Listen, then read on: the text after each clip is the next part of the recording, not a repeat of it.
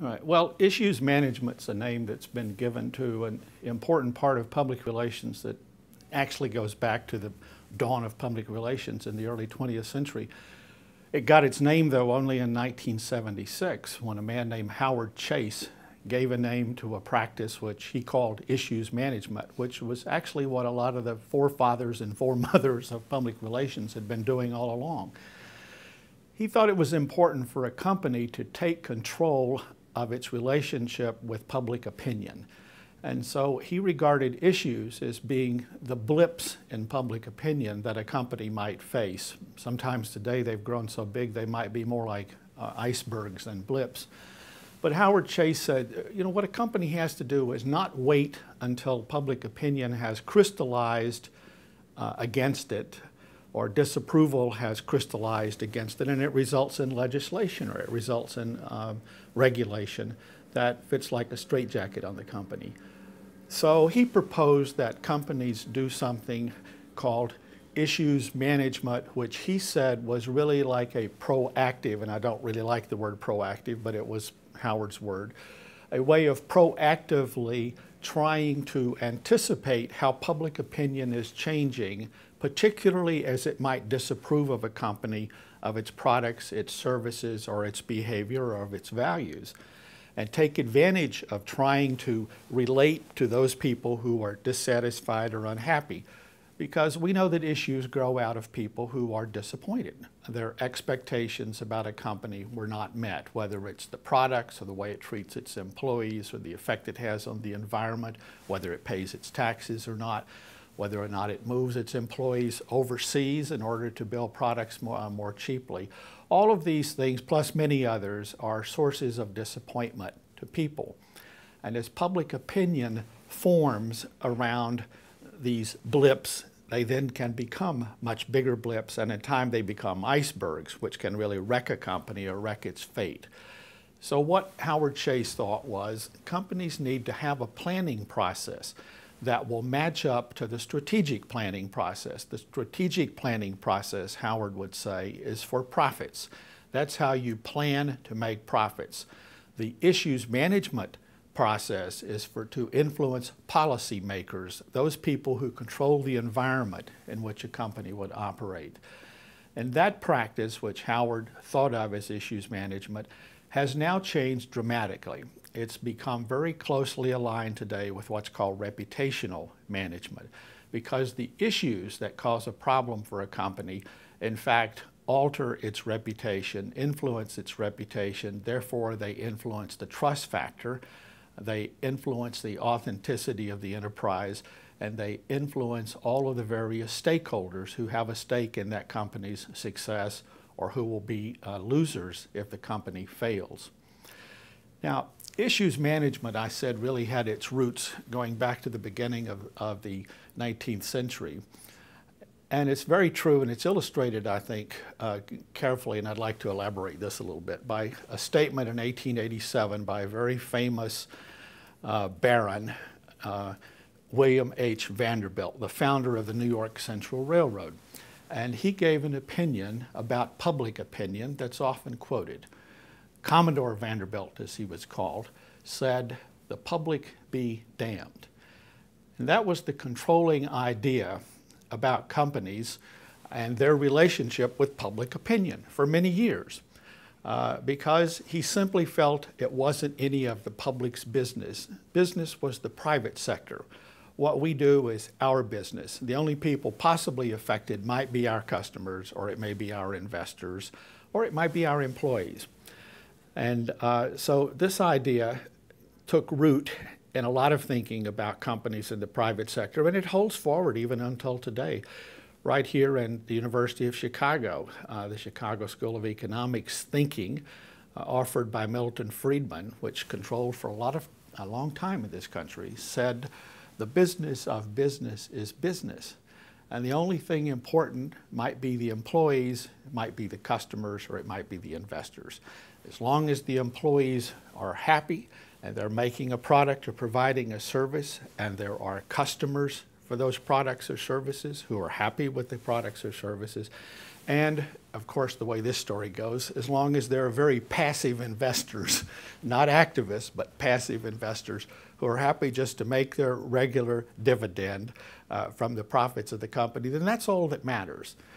What happened, though, probably is suggested better by the statement of Arthur W. Page, who, as far as we know, was the first corporate vice president of public relations at any major company. He was at AT&T, which during the time he was there became the world's largest company. In 1947, about 60 years after the Commodore statement, Arthur Page said, "All business in a democratic society begins with public approval and continues with public permission." So the approval and permission process represented a big change between Vanderbilt's day and Page's day. What was the change? The change was the emergence of public opinion, informed public opinion, which was shaped by the growth of mass media, large newspapers, in time large television, and then after large radio. Large newspapers and large radio, and after Page's day, of course, the television networks themselves would have considerable influence all across the country in small hamlets and villages and small towns, as well as in large cities. So that we had in the United States, because of the mass media, we had the growth of large blocks of public opinion shaped by the media. What Page came to recognize is that no company could afford the luxury of saying the public be damned anymore, because sooner or later, public opinion will work its way through the legislative process, through the governmental processes, to bring about what we would think of today as the social control of a private sector business. It will ultimately call into account in the court of public opinion, and from the court of public opinion to the legislative arena, some resolution when the public becomes dissatisfied, when they expect more from a company than what they're getting. They expect different values, they expect better products, they expect better working conditions for employees.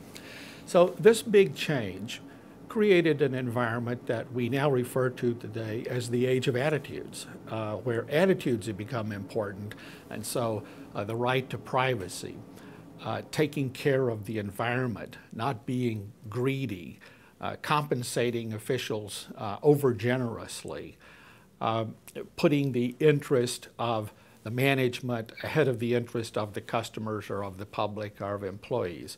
Now, what happened between the time of Arthur Page and our day now in the 21st century is that we have learned that we can't communicate our way out of issues, that it takes more than just trying to communicate to tell our story. What we have to do is learn to listen.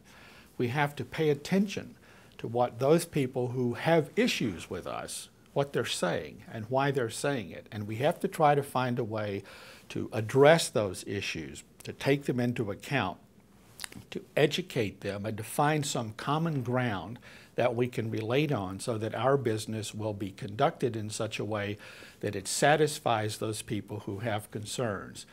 Now, we've given a name to those people, and it's become very important. In the last 15 years, this name has become dominant. We call them stakeholders. We used to talk about shareholders, and we would say, well, the first interest of any company, particularly one that's publicly traded, is to put the shareholders first. Improving shareholder value was at the top of the list. Now, however, we've learned that it is the opinion and the attitude of all of the stakeholders, and the stakeholders are very different from the public. The public is kind of a huge amorphous mass. Stakeholders are specific groups of people. Principal stakeholders, of course, would be the employees to begin with, the investors in the company, the management of the company, the customers of the company. Those would be principal primary stakeholders.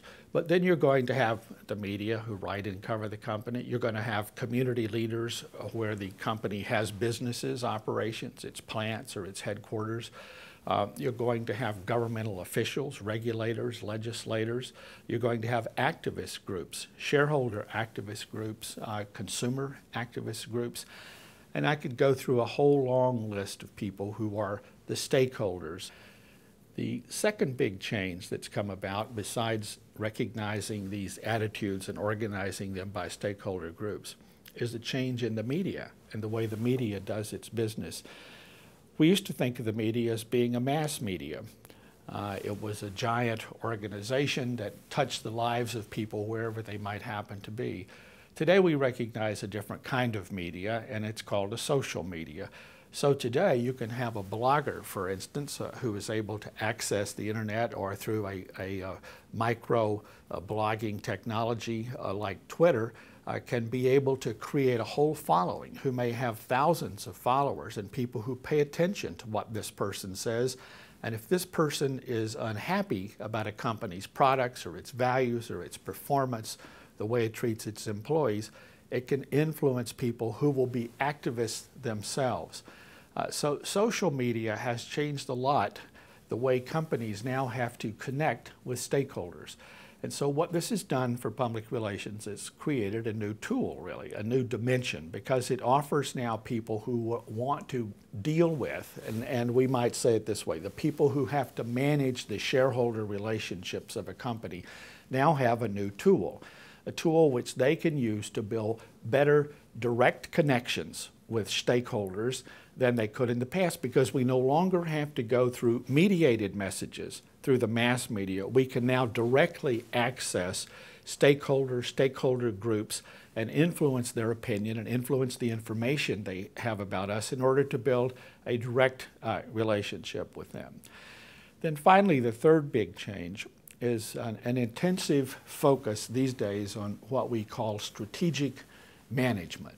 That is to say, that's different from management strategies. It is to say today that management itself wants to see the company unified around a common strategy.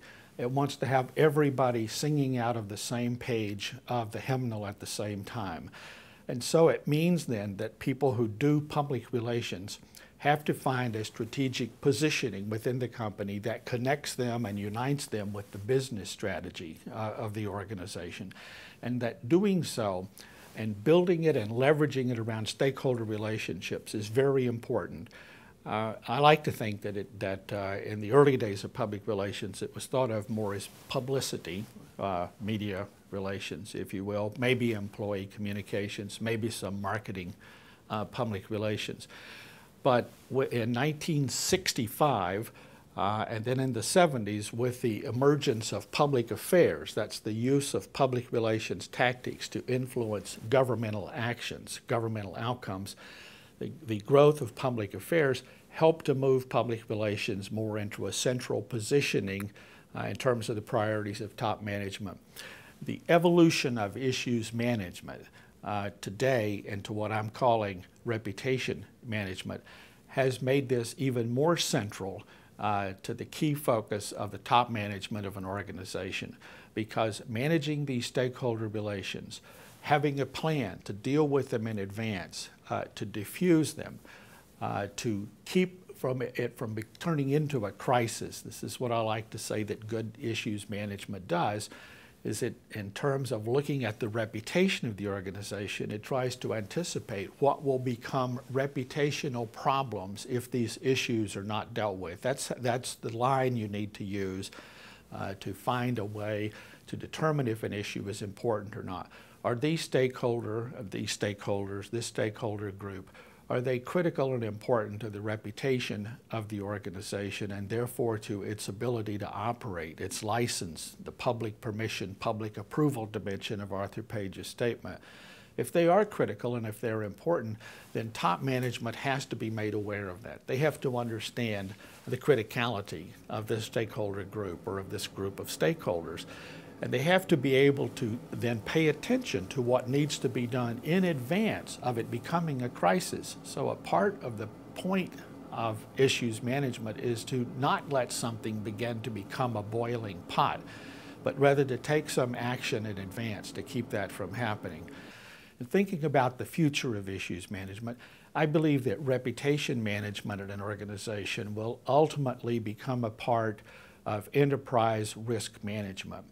Until now, risk management in a company usually means managing financial risks, and it's done a lot by the accountants and the financial department, or it means managing compliance risk. Are we complying with all the regulations that we're meant to comply with? Or are we walking the line, taking a dangerous position which may put our company in some jeopardy? I believe that the importance of public opinion, public approval, and public permission has become dominant. Now, reputation is an intangible. We're trying to find ways to make it more tangible. It is clearly the blank on the balance sheet of many companies, but nonetheless, it's there. Companies with strong reputations find it easier to hire and keep good people. They find it easier to extend their business into different lines of business. They find it easier to go through a crisis because they've built up trust with the key stakeholder audiences that they need. On the other hand, companies who do not manage their reputation risk very carefully can find themselves getting deeply into trouble.